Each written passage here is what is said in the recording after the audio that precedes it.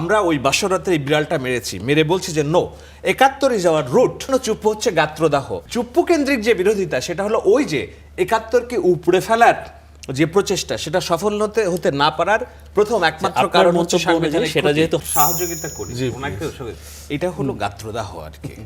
কারণ কি, আমি একটা লেখায় লিখেছি, সেটা হলো যে ৫ আগস্টের পরে বাংলাদেশ রাষ্ট্র কোথায় যাবে সেটার জন্য দুটা পথ খোলা ছিল। একটা হচ্ছে গণতান্ত্রিক ধারাবাহিকতা, আমরা যে ডেমোক্রেসি নির্বাচনের জন্য লড়াই করেছি এতটা বছর, সেই ডেমোক্রেটিক ব্যবস্থার প্রচলন, যেটা শেখ হাসিনার আমলে ভোটাধিকার ছিল না। সো ভোট ভিত্তিক যে রাষ্ট্র ব্যবস্থা, গণতান্ত্রিক রাষ্ট্র ব্যবস্থা, সাংবিধানিক ধারাবাহিকতা, এটা একটা পক্ষ ছিল। আর একটা পক্ষ ছিল যে বিপ্লবী সরকার, বিপ্লবী বাংলাদেশ।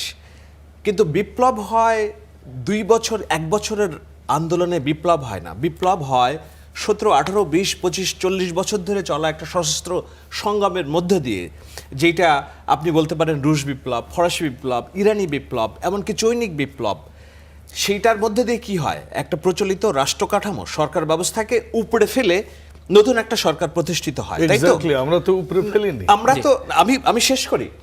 সেই জায়গায় তারা ৫ আগস্টের পরে শপথ নেওয়ার পরে তাদের মনে হয়েছে যে আমরা তো সাংবিধানিক খুঁটি রাষ্ট্রপতিকে রেখে দিয়েছি, তাহলে তো আমাদের আর বিপ্লবী সরকার হলো না। যদিও তারা বিপ্লব করে নাই, আন্দোলনটা ছিল ১৭ বছরের ভোট এবং মাফিয়াতান্ত্রিক শাসন ব্যবস্থার বিরুদ্ধে।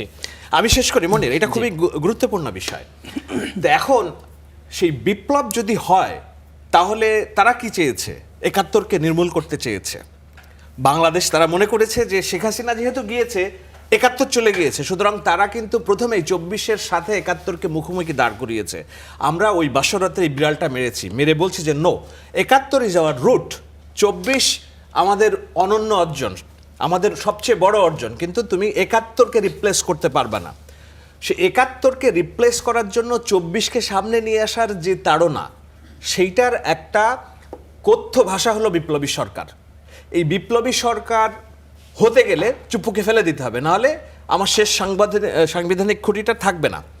সেই জায়গায় আমরা চুপ্পুকে আটকে রেখেছিলাম যে না, ও আমার সাংবিধানিক শেষ খুঁটি, আমার লাগবে ওটা, না হলে এই রাষ্ট্র বিপ্লবী সরকারের নামে এমন একটা ব্যবস্থায় চলে যাবে যেখানে মুক্তিযোদ্ধা স্বাধীনতার ঘোষক জিয়াউর রহমান থাকবে না। জিয়াউর রহমান না থাকলে বাংলাদেশ জাতীয়তাবাদী দল থাকবে না, মুক্তিযুদ্ধ থাকবে না। সেই জায়গায় যে তারা পারে না চুপ্পুর জন্য, এই জন্য চুপ্পু হচ্ছে গাত্রদাহ। আমি এই কারণেই বলি যে চুপ্পুর সমস্ত কিছু সুবিধা নিয়েও চুপ্পু কেন্দ্রিক যে বিরোধিতা, সেটা হলো ওই যে ৭১কে উপড়ে ফেলার যে প্রচেষ্টা, সেটা সফল হতে না পারার প্রথম একমাত্র কারণ হচ্ছে সেটা যেহেতু হয়নি। যাক, আমরা এখন একটু বর্তমানে কথা বলি।